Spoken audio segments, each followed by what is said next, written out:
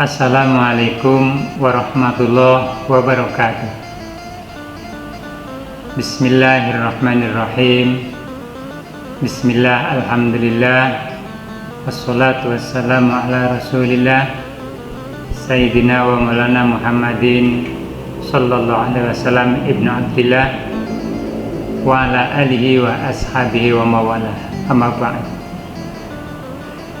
Kaum muslimin rahimakumullah, pertama, mari kita bersyukur kepada Allah atas segala nikmat yang telah diberikan kepada kita, terutama nikmat yang paling besar, yaitu nikmat iman, nikmat Islam, dan ditambah nikmat sehat, nikmat sempat, nikmat umur, nikmat dan banyak sekali nikmat yang diberikan oleh Allah kepada kita. Kenapa kami menyampaikan nikmat iman dan Islam itu yang paling besar? Karena itu yang akan kita bawa sampai ke akhirat. Berapapun dunia yang kita dapatkan, belum tentu semuanya bisa dibawa. Kalau tidak digunakan di jalan Allah, banyak yang ditinggal. Sekaya Jack Ma misalnya, belum tentu dunianya dibawa sampai ke akhirat. Mungkin setelah dia meninggal, atau mungkin setelah kita meninggal, kita punya dunia akan dimanfaatkan oleh keturunan kita kalau memungkinkan. Kalau tidak, bahkan menjadi persoalan bagi keluarga kita. Tapi kalau iman dan Islam akan terus dibawa sampai ke akhirat. Kemudian yang kedua, sholawat dan salam kita sampaikan kepada beliau Nabi besar Muhammad sallallahu alaihi wasallam. Harapan kita senantiasa mendapatkan limpahan rahmatnya dan juga mendapatkan syafaatnya kelak di yaumil kiamah, di yaumil mahsyar, di yaumil hisab. Semoga kita semuanya bisa mendapatkannya. Allahumma amin. Yang ketiga, kesempatan kali ini mari kita belajar bersama tentang Islam. Tema yang akan kami sampaikan, menjaga kesucian pasca Ramadan. Kita tahu bahwa Ramadan adalah bulan yang istimewa, bulan yang sangat mulia, bulan yang penuh berkah, penuh rahmah, dan penuh maghfirah.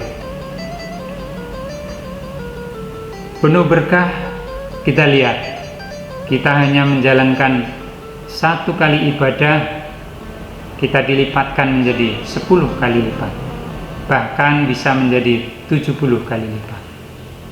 Puasa 1 bulan penuh, nanti kita akan mendapatkan 10 bulan penuh kita berpuasa, karena kita berpuasa di bulan Ramadan. Kemudian kita tahu bahwa di bulan Ramadan pintu surga dibuka selebar-lebarnya, pintu neraka ditutup serapat-rapatnya. Bukankah itu keberkahan tersendiri yang ada hanya di bulan Ramadan? Dikatakan bulan penuh rahmah. Kalau kita berpuasa, efek positif, mempunyai akhlakul karimah yang luar biasa. Selepas puasa, harapannya kita bisa tambah sabar, tambah jujur, tambah taat, dan tambah akhlak terpuji lainnya.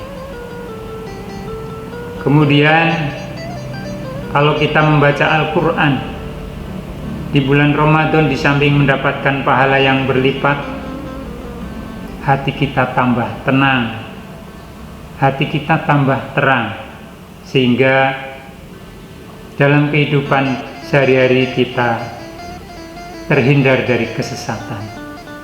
Itu adalah rahmah yang luar biasa di bulan suci Ramadan. Kemudian Ramadan juga merupakan bulan ampunan, bulan maghfirah. Sebagaimana hadis yang populer, man shoma ramadhana imanan wa ihtisaban ghufira lahu ma taqaddama min dhanbi. Barang siapa yang berpuasa di bulan Ramadan dengan penuh keimanan dan penuh mengharap ridho dari Allah, kita akan diampuni dosanya, dosa-dosa yang telah lalu. Masya Allah. Kita manfaatkan umur yang kita dapatkan. Kita berdoa bisa berjumpa dengan bulan Ramadan, dan alhamdulillah bisa berjumpa. Mari kita manfaatkan, jangan sampai lewat. Kalau kita lewat setelah Ramadan, nanti kita akan menyesal. Suatu saat kita akan sedih ditinggal oleh Ramadan. Karena apa? Yaitu tadi, Ramadan yang penuh berkah, penuh rahmah, dan penuh maghfirah. Tapi tidak usah khawatir, setelah Ramadan pun Allah memberikan hadiah kepada kita. Apa hadiahnya? Tidak lain adalah sebagaimana disebutkan di dalam hadis riwayat Ahmad, An-Nasai, dan Ibnu Majah. Ada dua redaksi yang kami lihat, yang kami baca, tapi pada ujungnya sama, yaitu kharaja min dambihi qayaumin waladathu ummuhu.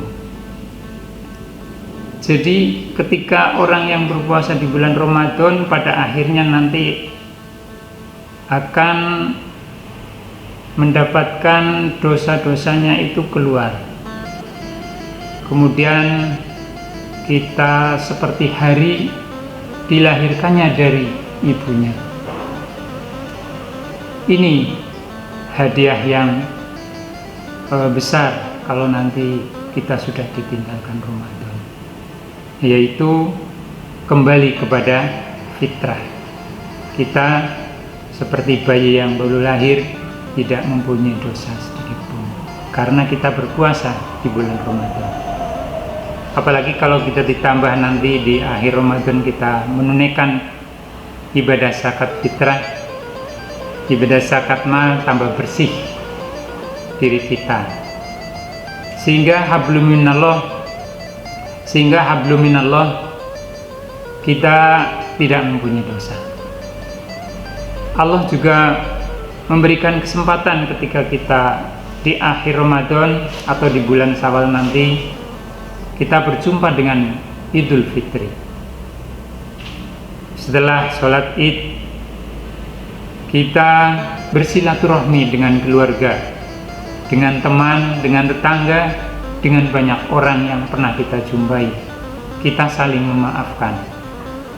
Berarti dengan sesama manusia, hablum minan nas, kita pun sudah tidak mempunyai dosa. Hablum minallah, kita tidak punya dosa. Hablum minan nas sudah saling memaafkan, sehingga kita hadiah itu adalah kembali kepada kesucian. Akan tetapi, bagaimana agar kesucian ini bisa kita pertahankan sampai nanti Ramadan yang akan datang, ketika nanti kita ditinggalkan oleh Ramadan? Imam Al-Ghazali memberikan alternatif, ada 4 cara. Yang pertama adalah kita biasakan nanti untuk melaksanakan puasa sunnah, sebagaimana diriwayatkan oleh Imam Muslim, man shoma ramadhana summat taba'ahu sita min sawalin kana kasyamin dahri. Jadi kalau kita nanti setelah Ramadan kemudian dilanjut dengan puasa 6 hari di bulan Syawal, seperti puasa 1 tahun. Tadi disebutkan di awal, puasa 1 bulan di Ramadan, karena Ramadan itu mempunyai keberkahan sehingga dilipat gandakan menjadi 10. Maka ada yang menjelaskan bahwa puasa 1 bulan menjadi seperti puasa 10 bulan. Ditambah di bulan Syawal 6 hari seperti puasa 2 bulan, sehingga jumlahnya menjadi 12 bulan. Maka terang hadis ini artinya menjadi 1 tahun. Kalau puasa 1 bulan saja sudah kembali kepada fitrah, kembali kepada suci seperti bayi yang baru lahir dari ibunya, apalagi kalau 1 tahun. Ini baru 1 puasa sunnah. Kalau kita lihat lagi, masih ada riwayat Muslim yang menjelaskan tentang puasa Arafah. Rasulullah ditanya, "Ya Rasulullah, apa keutamaan puasa Arafah?" Maka jawab beliau, yang pertama itu mengampuni dosa 1 tahun yang telah lalu. Yang kedua mengampuni dosa 1 tahun yang akan datang. Berarti dosa yang akan datang sudah dijamin diampuni. Tapi kalau dilanjutkan dengan puasa Asyura, Rasulullah menjawab itu akan mendapatkan ampunan 1 tahun yang telah lalu. Itu baru 3 puasa. Apalagi kalau kita puasa sunnah yang lain. Ada puasa Senin Kemis, ada puasa Daud, ada puasa Dalail, bahkan ada yang melaksanakan puasa setiap hari. Masya Allah. Ini salah satunya. Imam Al-Ghazali menawarkan bagi kita nanti setelah Ramadan agar kesucian bisa tetap terjaga dengan melaksanakan puasa sunnah.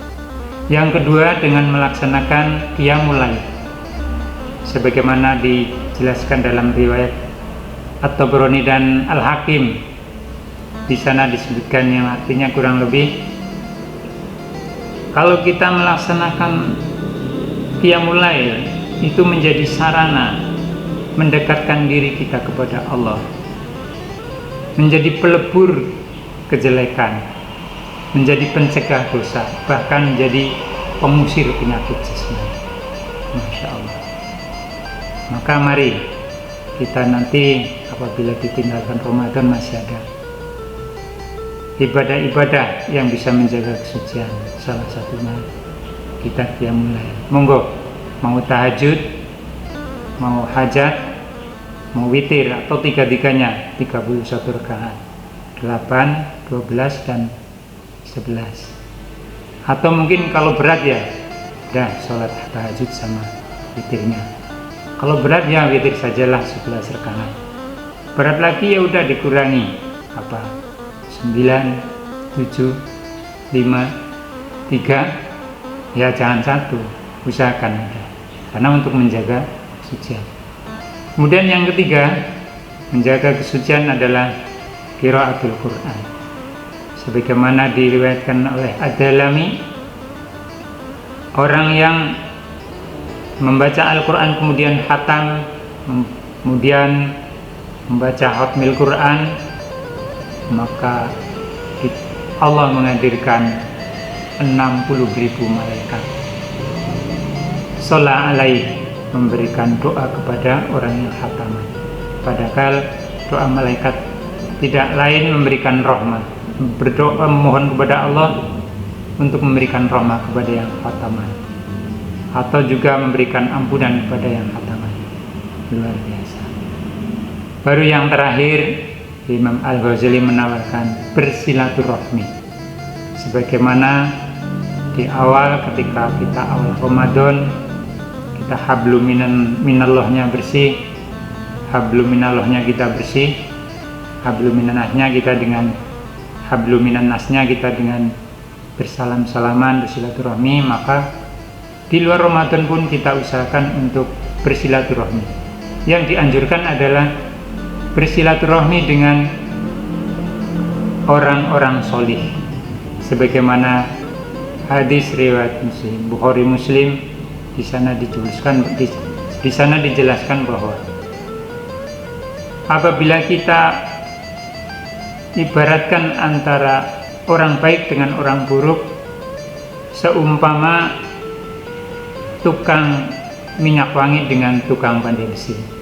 Kalau kita dekat dengan tukang minyak wangi, kita bisa beli kalau kita punya uang untuk beli. Kalaupun tidak, minimal kita mendapatkan baunya. Tapi kalau dengan tukang pandai besi, bisa-bisa kita kena percikan apinya, dan baju atau sarung kita bisa terbakar. Atau kalaupun tidak, paling tidak kita mendapatkan bau asap yang tidak sedap. Bau asap yang tidak sedap.